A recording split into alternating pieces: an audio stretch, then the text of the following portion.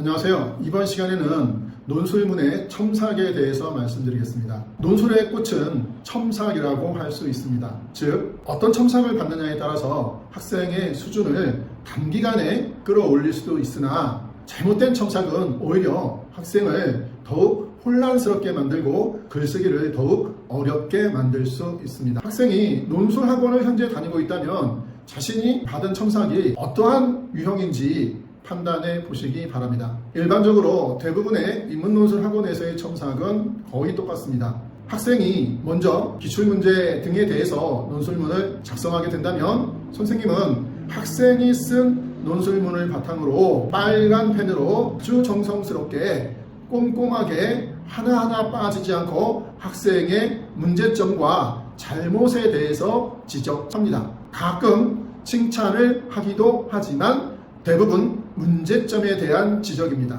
이러한 첨삭은 가장 나쁜 첨삭에 해당합니다. 그런데 볼 때는 굉장히 뿌듯하고 든든합니다. 시간을 들이고 돈을 들여서 대치동에서 가장 좋다는 논술 학원을 찾고 찾아서 갔더니 얼마나 정성스럽게 논술 제시문에 선생님의 정성을 표현했습니까? 깔끔한 글씨로 아주 정성스럽게 하나하나 꼼꼼하게 첨삭을 해 주었단 말이죠. 그것도 눈에 잘 띄게 빨간 글씨로. 그러나 이것이 최악의 첨삭이 되는 이유는 학생들이 천재가 아니기 때문입니다. 학생이 작성한 논술문에 10개의 문제점이 나타났다고 합시다. 그렇다면 대부분의 선생님들은 10개뿐만이 아니라 자기가 하고 싶은 말까지 보태서 10개, 20개 빽빽하게 첨삭글을 써줍니다. 그러면 학생은 처음에는 내가 이런 문제점이 있었구나, 이런 문제점을 모르고 시험 보러 갔다면 큰일 날 뻔했구나, 좋은 학원을 선택했고 내가 올바른 논술 수업을 듣고 있구나 생각할 수 있습니다. 물론 어머님도 똑같이 생각하시겠죠. 그러나 10개의 문제점, 20개의 문제점,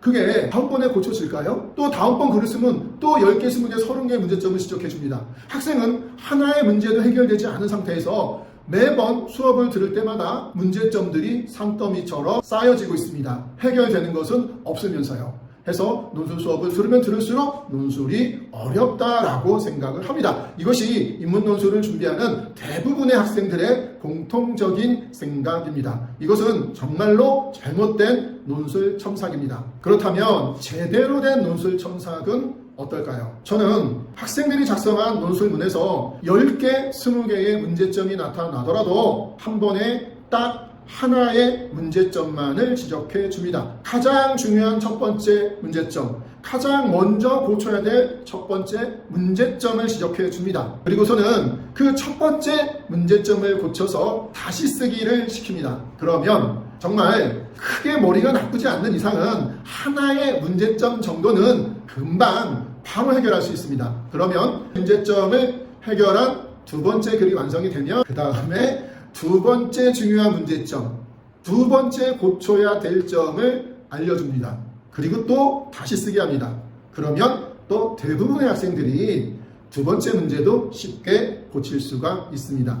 이런 식으로 학생들이 가지고 있는 문제를 한꺼번에 해결할 것이 아니라 하나씩 해결해 나가야 학생들이 그에 맞춰서 자기 실력을 키워 나갈 수가 있습니다. 하지만 대부분의 논술 수업에서는 그냥 한꺼번에 있는 문제 없는 문제까지 해서 빨간 글씨로 빽빽하게 촘촘하게 정성스럽게 깔끔한 글씨로 첨삭을 해줍니다. 처음에는 기쁘고 반가울 수 있습니다. 그러나 과연 그것을 통해서 학생의 글쓰기 실력이 얼마나 향상될 수 있을까요? 오히려 학생은 글쓰기에 점점 더 어려움에 빠질 뿐입니다. 자, 그래서 제가 첫 번째 시간에 말씀드린 것처럼 제대로 된 논술 방법으로 학습할 수 있다면 원하는 대학에 논술 전형으로 합격하는 것은 그렇게 어려운 일이 아닙니다. 이번 시간에는